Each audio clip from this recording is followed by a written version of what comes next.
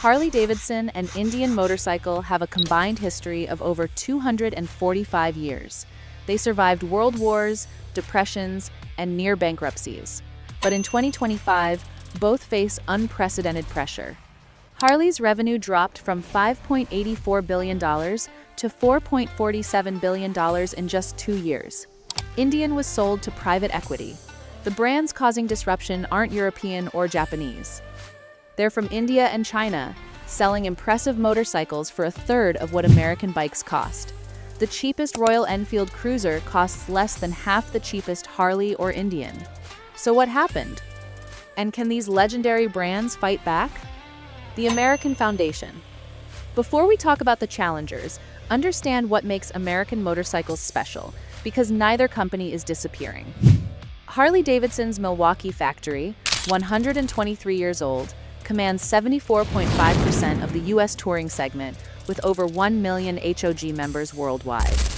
Their Street Glide and Road Glide remain unmatched in long-haul touring. Indian achieved #1 in midsize cruisers after Polaris revived the brand in 2011. The 2025 Scout lineup's 1250cc V-twin making 111 horsepower has been a genuine hit. Retail sales were up low double digits in Q2 2025, while the broader market was down mid-teens. With $478 million in revenue, over 600 dealers, and 110,000 Scout units sold since 2015, that's real traction. Both brands can innovate. Harley's Pan America became the #1 adventure touring motorcycle in North America in 2021. Indian's 101 Scout showed 93% of buyers were new to the brand. Harley's CEO Artie Starrs is restructuring, building up $3.1 billion in cash. North American retail sales rose 5% in Q4 2025. Both American brands have real strengths. But while these premium brands protected their positions, competitors figured out how to build genuinely good motorcycles for a fraction of the price. The gap between cheap and good has collapsed. Royal Enfield, the heritage challenger. Royal Enfield, around since 1901, built charming but rough air-cooled singles for decades. Nobody in America took them seriously. That changed completely. In fiscal 2025, Royal Enfield sold 1 million motorcycles. Harley sold 132,500. Royal Enfield moved 7 times that volume. Calendar 2025 sales hit 1.18 million units, up 26.7%. Revenue, $2.2 billion with $555 million net profit. In 2012, they sold 113,000. That's 10-fold growth in 13 years. Royal Enfield operates 152 U.S. dealerships across 48 states. Headquarters in Milwaukee, Harley's backyard. Their 650 twins were Britain's best-selling motorcycles in 2020 and 2021 period. U.S. sales grew 11.6% in 2024. Stores feel like lifestyle boutiques, pulling in riders who'd never step into a traditional shop. Now the prices. Super Meteor 650 Cruiser, $6,999. Cheapest Harley Nightster and Indian Scout 60, both $9,999. Harley Sportster S, $15,999. Indian Scout Bobber, $12,999. Harley Street Glide, $25,999. Indian Chieftain, $27,000. Continental GT 650, $6,349. Himalayan 450, $5,799 versus Harley's Pan America at $19,999. Hunter 350, $4,399. Buy a Super Meteor 650 and Himalayan 450, 2 completely different motorcycles, for less than a single Harley Sportster S. That math changes loyalty fast. Quality gap narrowed dramatically. J.D. Power's 2025 India study ranked Royal Enfield highest, with 20% fewer problems than average. Their Sherpa 452 platform features DOHC, ride-by-wire, slipper clutch, and 40 horsepower, weighing less than Harley's Milwaukee 8 or Indian's Power Plus. Pipeline is aggressive. Himalayan 750 and Continental GT 750 expected in 2026, plus Flying Flea Electrics. 6 assembly plants outside India produce bikes closer to markets, reducing costs. It's the Japanese playbook from the 1980s. Average Royal Enfield buyer in India is 27. In Western markets, they attract new riders wanting affordability, experienced riders seeking a second bike, and minimalists preferring simplicity. Harley's financed buyer age, 44 to 45, though UBS analyst Robin Farley argues cash buyers push it to the late 50s. That age gap represents a generational divide widening every year. But Royal Enfield is not the only challenger circling, and this next one might be the most surprising of all. CF Moto and Hero, the disruptors. 10 years ago, nobody would believe a Chinese brand would sell KTM-powered adventure bikes in all 50 US states. CF Moto is doing exactly that. CF Moto hit 250,000 global sales in 2025, 48% North American growth, operating over 300 US dealerships. Secret weapon, KTM partnership since 2014. Their Hangzhou factory manufactures KTM's entire 799cc parallel twin range. They use that engine in their Ibex 800 ADV at $10,299 versus KTM 890 Adventure at $13,499 and Harley's Pan America at $19,999. Standard equipment includes heated grips, adjustable suspension, TFT display, cornering ABS, and quick shifter. Their 450 platform, SS Sport Bike at $5,699 with Brembo brakes. CLC Cruiser at $5,399, one-third of Nightster or Scout 60. Ibex 450 at $6,499 undercuts Yamaha Tenere 700 by $4,000. In 2023, Yamaha chose CF Moto as their Chinese manufacturing partner. Hero Motocorp, Earth's largest manufacturer at 5.9 million units in 2025, has an active Harley partnership. After Harley exited India in 2020, Hero stepped in. The Harley Davidson X 440, priced $2,800 to $3,350, is the most affordable Harley anywhere. Hero operates 7 global plants with 7.6 million annual capacity, entering Germany, France, Spain, and UK in 2025. When the world's largest motorcycle company is your manufacturing partner, they're learning your playbook daily. The demographic crisis. The motorcycle industry has a brutal demographic problem. In 1985, median US owner was 27.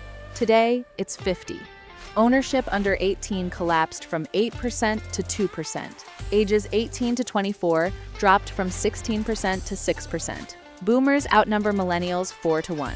Boomers who bought Harleys and Indians in the 1990s and 2000s are now in their 60s and 70s, hanging up helmets and selling bikes. The generation behind them isn't replacing them at the same rate. Younger riders think differently. Hagerty shows 78% of millennial insurance quotes are for bikes under $10,000. They research on YouTube. Fortnite, 2.3 million subscribers. Revzilla, 1.5 million. More influential than any showroom.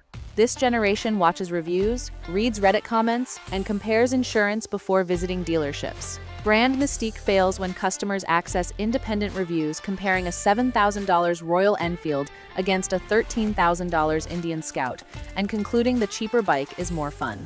UBS analyst Robin Farley found younger buyers see motorcycles as transportation, not hobby or identity. Cultural institutions are evolving. The Distinguished Gentleman's Ride, drawing 100,000-plus riders annually across 650 cities in 115 countries, centers on cafe racers and scramblers, partnering with Triumph.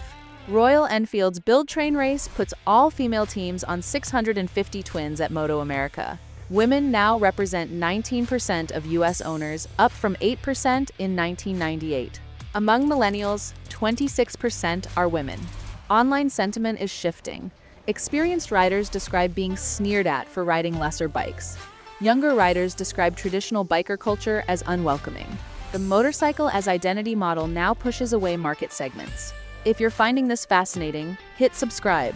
CFRA analyst Garrett Nelson in February 2026. Despite efforts to appeal to younger riders, the company has not stemmed the decline. Harley's retail sales fell from 260,000 in 2006 to 132,500 in 2025, a 49% decline. Polaris sold Indian entirely. The cost of ownership gap. The price gap doesn't stop at the sticker. Harley Nightster or Indian Scout 60 over 5 years, $21,000 to $26,000. Purchase price plus insurance at $600 to $1,000 yearly. American Cruisers are among the most stolen plus dealer maintenance at $800 to $1,500 annually. Royal Enfield Super Meteor 650 over 5 years, $12,400 to $15,450. Insurance, $300 to $600 yearly. Maintenance, $300 to $600 annually. That's $10,000 difference. For riders with student debt and housing costs, that math decides. Monthly insurance. American Cruisers $50 to $80. Royal Enfield $25 to $50. When you're justifying a motorcycle to your partner or bank account, that monthly difference matters more than any badge. Used market compounds the problem. Prices peaked during 2021 to 2022 COVID and collapsed.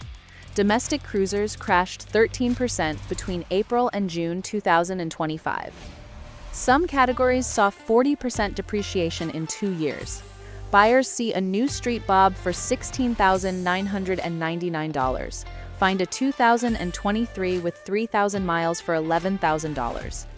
Harley dropped from number 1 to number 3 behind Honda and Kawasaki. The 601 to 900cc adventure class grew 13.1%, while the over 900cc class declined 16.4%. Global adventure market, $15.2 billion, projected $25 billion by 2034. Segments where American brands are strongest are shrinking. Segments where Royal Enfield and CF Moto compete are growing double digits. That's structural shift. The American response.